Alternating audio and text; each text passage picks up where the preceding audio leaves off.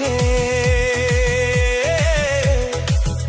Open challenge এমন দিল সে পিছি গেল ফেঁসে।